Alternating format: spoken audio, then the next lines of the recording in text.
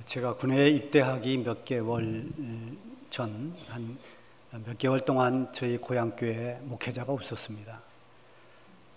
교회가 세워지고 한 여전사님이 내가 시골교회 가서 헌신하겠다고 결단하고 그렇게 희생하는 마음으로 왔는데, 교회에 나이가 가장 많으신 집사님 한 분이 목회자를 너무 힘들게 했습니다.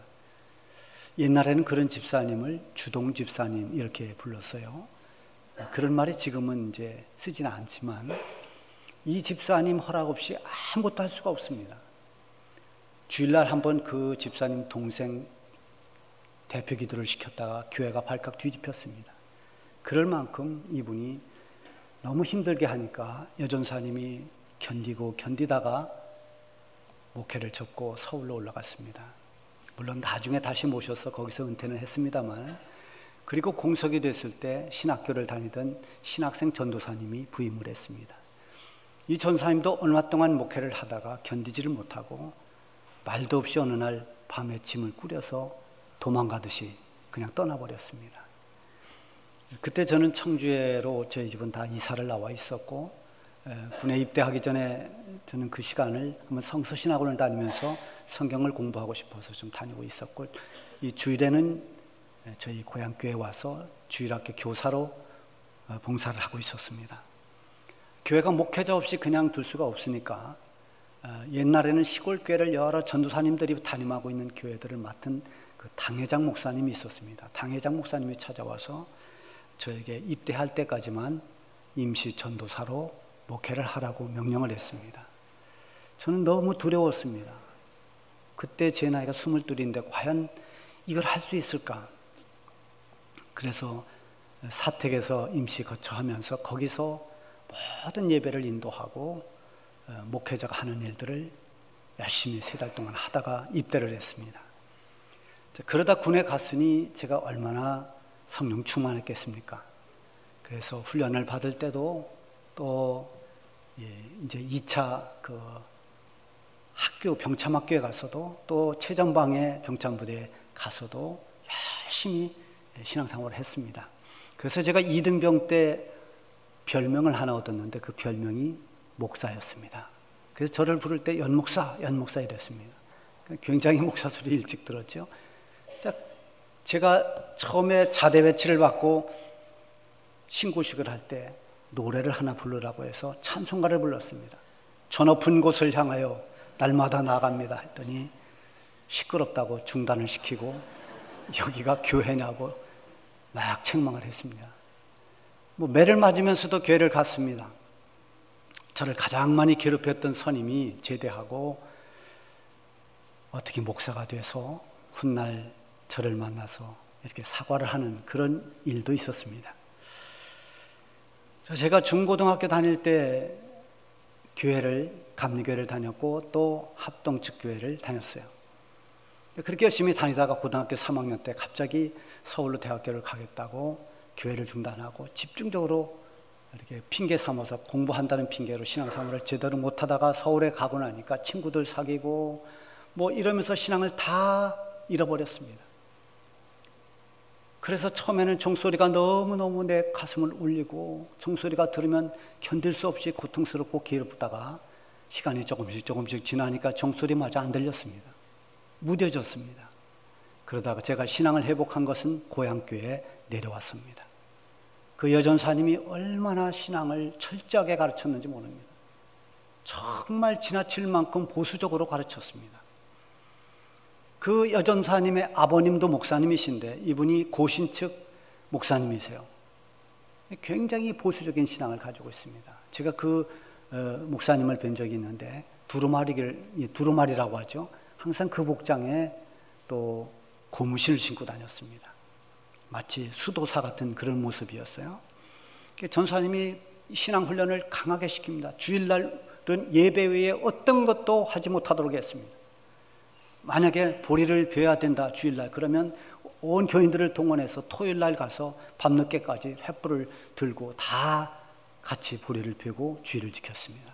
철저히 주의를 지키고 그렇게 신앙훈련을 받고 또 하나님 중심, 하나님 먼저, 그래서 새벽에 새벽기도 가다 사람 만나도 쳐다보지도 않고 말도 안 했습니다. 왜냐하면 먼저 하나님께 기도하고 사람을 상대하라. 그래서 그렇게 굉장히 어떻게 보면 보수적으로 신앙을 받다가 군대 갔는데요. 군대 가서 보니까 이 선임 기독교 신자라는 분들이 다 엉터리같이 보였어요. 청소한다면 교회 가고 회식한다면 교회를 안 갔습니다. 또 이 예하부대의 여러 군종 사병들 모여보면 거기도 엉터리 같은 사람들이 많아서 제가 늘 저게 신앙을 가진 사람인가 이런 눈을 제가 가지고 있었습니다. 한 번은 의무대 군종 사병이 어떤 잘못하는 것을 보면서 저 가짜 크리스찬이다. 저는 그렇게 정죄를 했습니다. 그런데 제가 그 군종 사병을 가까이서 만날 기회가 있어서 며칠 지내다 보니까 정말 그 친구처럼 크리스찬다운 삶을 사는 사람이 없을 만큼 모범적이었습니다. 남을 배려하고 희생할 줄 알고 도와주려고 하고 정말 주님의 사랑을 실천하는 그런 삶을 보면서 하나의 어떤 단면을 보고 평가했던 제 신앙이 얼마나 율법적이고 정말 얼마나 경직되어 있는지를 깨닫기 시작했습니다. 그러면서 그 후에도 많은 계기가 있으면서 나의 그 율법적인 신앙, 그런 어떤 경직된 신앙을 조금씩 허물었습니다. 바울이 나는 율법의 의로는 완전한 자라고 그렇게 자기 자랑을 삼은 것처럼 율법적인 신앙을 가지고 있는 사람들의 특징은 자기 의를 자랑합니다. 나는 주의를 한 번도 범한 적이 없어. 나는 한 번도 기도에 빠진 적이 없어. 나는 한 번도 어떡한 적이 없어. 이런 모든 것들이 자기의 자랑이 되고 의가 되고 그것이 결국 자기의 교만이 되어버립니다. 거기로 끝나는 것이 아니라 동시에 그보다 못한 남들을 정죄합니다. 무시합니다. 오늘 본문의 배경은 그렇게 율법의 의를 자랑하는 율법주의자들, 즉 바리새인과 서기관들이 예수님과 대치하는 상황입니다. 마가복음 2장 바로 앞장에 보면은 이들이 계속해서 예수님을 올무에 걸어 넣으려고 시비를 거는 것을 볼 수가 있어요. 한 번은 예수님이 세리들과 죄인들과 함께 식사하는 것을 보고 당신이 어째서 저 죄인들과 함께 어울리느냐? 어떻게 죄인들과 함께 식사를 같이 하느냐? 율법에 어긋나지 않느냐 하면서 예수님을 몰아붙입니다. 그때 예수님이 그렇게 말씀하세요. 병든 자에게 의원이 필요한 것처럼 나는 의인을 부르러 온 것이 아니라 죄인을 부르러 왔노라. 이렇게 말씀하십니다. 그리고 또 한 번은 이렇게 시비를 걸었어요. 요한의 제자와 바리새인의 제자들은 다 금식하는데 그들의 법에는 일주일에 2번 금식한다라는 게 아주 조항으로 되어 있습니다. 다 금식하는데 어째 당신의 제자들은 금식을 하지 않습니까? 그때 예수님이 말씀하세요. 신랑과 함께 있을 때 금식할 이유가 있겠느냐? 신랑을 뺏겼을 때 금식해야 되지 않겠느냐? 이렇게 말씀하십니다. 그러니까 이 형식적인 금식 태도를 지적하셨습니다. 한 번은 안식일에 제자들이 밀밭을 가다가 밀이삭을 자르자 바리새인들이 발끈했습니다. 안식일에 그 말 짓을 했다고 따지자 예수님이 이렇게 말씀하십니다. 안식일은 사람을 위해서 있는 것이고 내가 안식일의 주인이니라 이렇게 선포하십니다. 자, 이것은 안식일 계명을 주신 분이 하나님이시고 하나님께서 그 법을 주신 것은 사람을 위해서 하나님이 주신 법이라는 근본을 말씀하신 거예요. 이게 안식일이 사람을 위해서 있다라는 그런 해석하고는 조금 다른 것입니다. 결국 사람을 살리고 사람이 영적으로 바른 길로 가기 위해서 하나님이 주신 법입니다. 이렇게 바리새인들과 대치하는 가운데 오늘 이 본문에는 이제 안식일 날 회당에서 문제가 생겼습니다. 1절에 보면 예수께서 다시 회당에 들어가시니 한쪽 손 마른 사람이 거기 있는지라. 자, 이때 바리새인들도 거기에 함께 있었습니다. 바리새인들의 관심은 어디에 있는가 하면 예수님이 어떻게 하는가를 지켜보는 겁니다. 자, 그날이 안식일이었기 때문에 안식일법의 박사들, 안식일법 그 전문가들인 바리새인들이 과연 이 안식일 날 예수가 저 병자를 고쳐줄 것인가라의 그 사실에 주목을 하고 있는 겁니다. 2절에 나와 있죠. 사람들이 예수를 고발하려 하여 안식일에 그 사람을 고치시는가 주시하고 있거늘.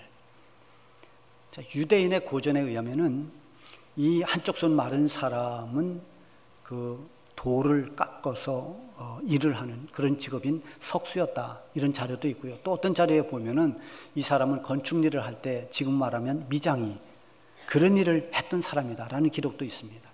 어쨌든 이 사람이 분명한 것은 손을 사용해서 그 일을 하는, 먹고 살아가는 사람입니다. 근데 누가복음에 보면, 누가복음 6장 6절에 보면 이 사람의 손이 어느 쪽인가도 나와 있습니다. 오른손 마른 사람, 이렇게 기록이 되어 있어요. 그러니까 오른손을 주로 쓰는데 그 오른손이 완전 굳어버렸습니다. 그래서 아무 일도 할 수 없게 됐을 때 이 사람이 얼마나 낙심을 하고 얼마나 좌절했을까요?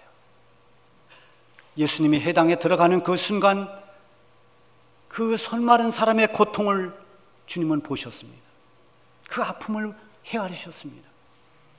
예수님이 긍휼의 마음으로 그에게 다가가자 바리새인들이 이때가 절호의 기회라고 지금 주시하고 지켜보는 겁니다. 2절에 있듯이 안식일의 율법을 어기고 과연 사람을 고쳐주는 그런 행위를 하는가를 지켜보고 있는 것입니다. 안식일에 밀을 자르는 것도, 병자를 고쳐주는 의료 행위도 다 안식일법을 어기는 것이기 때문에 그것을 빌미로 예수님을 고발하려고 했던 것이죠. 자, 하나님께서 주신 십계명에 보면은 제 4계명이 안식일을 거룩하게 지키라, 4계명입니다. 그러면서 그 뒤에 부연 설명이 나오죠. 너나 내 집에 있는 모든 가족이나 노비까지도 그날은 다 일하지 말고 쉬어라. 자, 그러니까 그날은 일하는 모든 것을 멈추고 그야말로 안식하면서 거룩하게 영적인 충전을 하는 날이 안식일입니다. 유대인들은 이것을 더 세분화했습니다. 더 구체화해서 그들이 지켜야 할 여러 가지 율법의 항목을 만들었습니다. 그래서 미슈나라고 하는 이 율법 책에, 그 율법 세 책에 보면은 안식일에 관한 규정만 1장, 2장, 3장에서 24장까지 있습니다. 그걸 또 세분화시켰습니다. 그럼 일에 대한 항목, 그게 39가지입니다. 그럼 또 일을 할 때 여러 일이 있잖아요. 짐을 운반한다 할 때 짐은 어디에 해당하는가, 그것을 또 세분화해서 정의해 놓았습니다.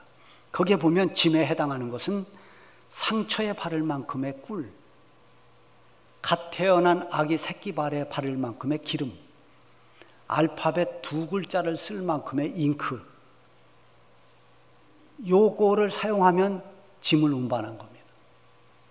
참 숨이 탁탁 막힐 만큼 복잡하면서도 지키기가 쉽지 않은 그런 율법을 만들어 놓았습니다. 자, 그러니 밀을 자르는 것은 추수가 되고 병자를 고쳐주는 것은 의료 행위로 일하지 말라는 율법을 어긴 것이 됩니다. 그래서 그것으로 고발하려고 하는 겁니다. 그때 예수님이 손 마른 사람에게 그 회중에 있는 모든 사람 가운데 서라고 했습니다. 그리고 지켜보고 있는 그 바리새인들에게 말씀하십니다. 안식일에 선을 행하는 것과 악을 행하는 것, 그리고 생명을 구하는 것과 죽이는 것, 어느 것이 옳으냐, 이렇게 묻습니다. 그들이 아무 말도 하지 못했다고 했습니다. 예수님이 보신 것은 그들의 완악한 마음이었습니다. 그들은 이 오른손이 굳어서 절망하고 있는 한 사람의 깊은 고통을 헤아려보는 눈이 전혀 없었습니다. 긍휼 없는 무관심으로 생명을 구하거나 선을 행하는데 어떤 관심이 없이 그저 어떻게 하면 이 법으로 올가미를 씌워서 예수를 죽일 수 있을까, 이것만을 생각했다는 것이죠. 그 악한 마음을 예수님이 보신 겁니다. 그래서 예수님이 그 악한 마음을 보고 탄식하고 노하셨다고 그랬습니다. 율법을 강조하고 그 율법으로 자기 자랑을 삼고 남을 정죄하는 이 바리새인들의 태도는 하나님께서 뜻하시는 그 율법의 정신과는 전혀 맞지 않는 것입니다. 한쪽 손 마른 사람을 회당 안에 있는 모든 사람들이 다 보았을 것입니다. 그러나 그 사람을 보는 눈은 각각 달랐을 것입니다. 어떤 사람은 정말 예수님처럼 긍휼의 눈으로 본 사람도 있었을 것이고, 어떤 사람은 아무 생각 없이 무관심으로 본 사람도 있었을 것입니다. 그런가 하면 저 사람은 도대체 무슨 죄를 져서 저 모양이 됐는가라고 어떤 비판하는 눈으로, 또 편견의 눈으로, 정죄의 눈으로 그를 본 사람도 있었을 것입니다. 예수님이 보는 눈은 사랑과 긍휼의 눈입니다. 그래서 예수님은 감춰져 있는 사람의 마음을 아시기 때문에 금방 아시지만, 우리는 정말 관심을 가지고 볼 때에, 관심을 가지고 있을 때 비로소 볼 수 있는 것들이 참 많습니다.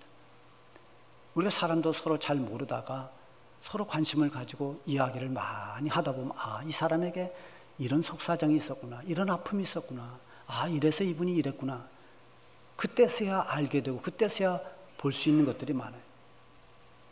여러분, 꽃도 자세히 봐야 이쁘고 오래 봐야 사랑스러운 것처럼 뭔가 관심을 가지고 이게 볼 때, 무관심했을 때 볼 수 없던 것을 보게 됩니다.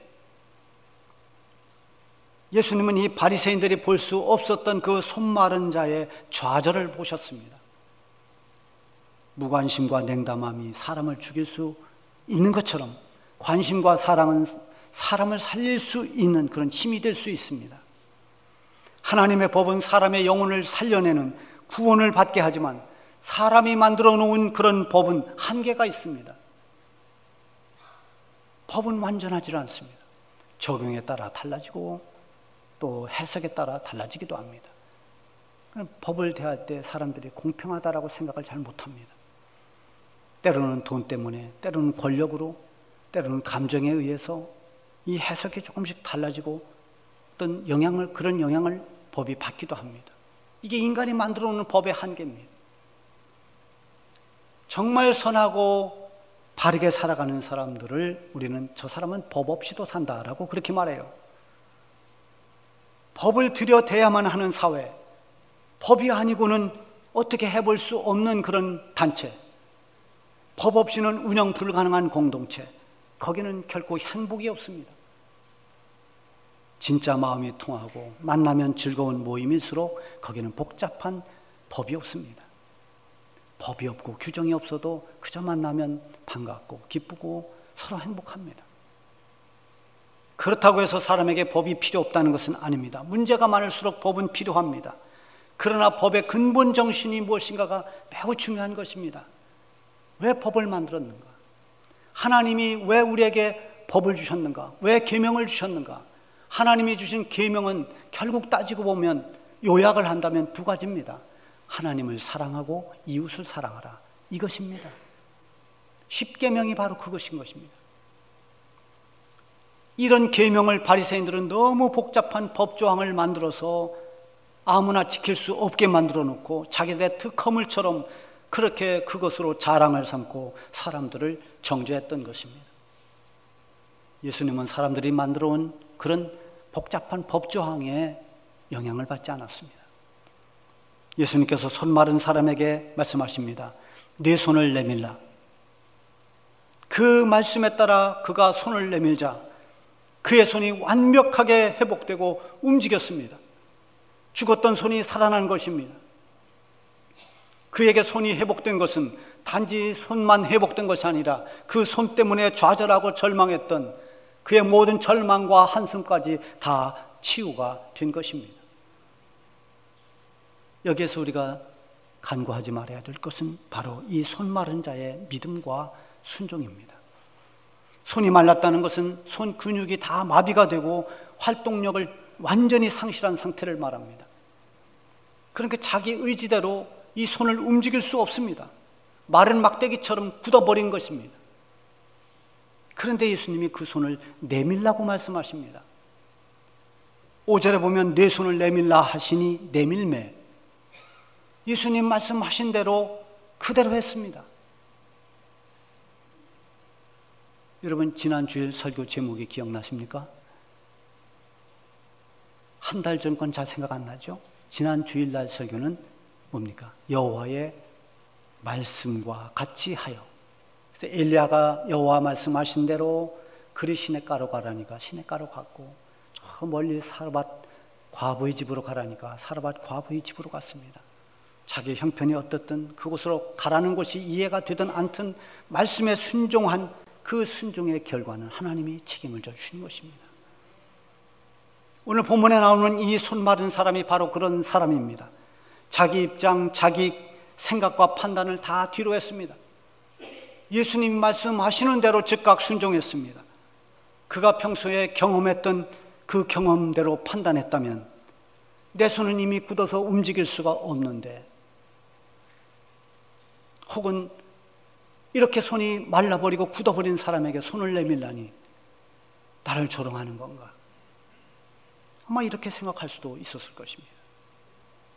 그는 지금까지 마른 손을 감추려고 했을 것입니다. 굳어버린 그 손을 누구에도 내어본 적이 없습니다. 내밀 생각도 안 해봤고 또 내밀 수도 없는 형편입니다. 그런데 예수님이 그 손을 내밀라고 말씀하십니다. 그가 손을 내민 것은 예수님의 능력을 믿었고 예수님의 사랑과 긍휼을 확신했기 때문입니다. 그 믿음으로 주님 말씀에 순종한 것입니다. 경험상으로는 움직일 수 없고 펼 수 없는 손입니다. 말라버린 굳은 손이 더 이상 펴지지 않는다는 것이 자기 경험이었고 사람들의 상식이었습니다. 그러나 그는 이러한 자기 경험과 상식을 뛰어넘었습니다. 자기 입장과 판단을 보류했습니다. 멈췄습니다. 주님 말씀에 순종하고 손을 내미는 그 순간 굳었던 손이 펴지면서 완전히 회복됐습니다. 이 놀라운 일을 지켜보던 이 바리새인들의 반응은 과연 어땠을까요? 6절을 보면 나옵니다. 바리새인들이 나가서 곧 헤롯 땅과 함께 어떻게 하여 예수를 죽일까 의논하니라. 자, 이 손이 굳었던 사람은 고침을 받고 새로운 희망을 얻었습니다. 그런데 마음이 굳었던 이 바리새인들은 한 사람의 회복과 예수님의 능력을 보고도 조금도 변화가 일어나지 않았습니다. 사람을 살리고 회복시키는 이 주님의 사랑과 기적을 보고 그들이 그때라도 회개하면서 주님 앞에 엎드려서 우리의 교만함, 우리의 어리석음을 용서해달라고 그렇게 해야 마땅할 터인데 그들은 자리를 박차고 나갔습니다. 그리고 평소에 그들과 친하지도 않는 헤롯 땅과 함께 만나서 어떻게 하면 예수를 죽일까를 논의했습니다. 이 악한 자의 모습입니다. 로마서 13장 10절에 보면 사랑은 이웃에게 악을 행하지 아니하나니 그러므로 사랑은 율법의 완성이니라. 율법의 완성이 무엇이냐? 사랑. 사랑은 율법 위에 있습니다.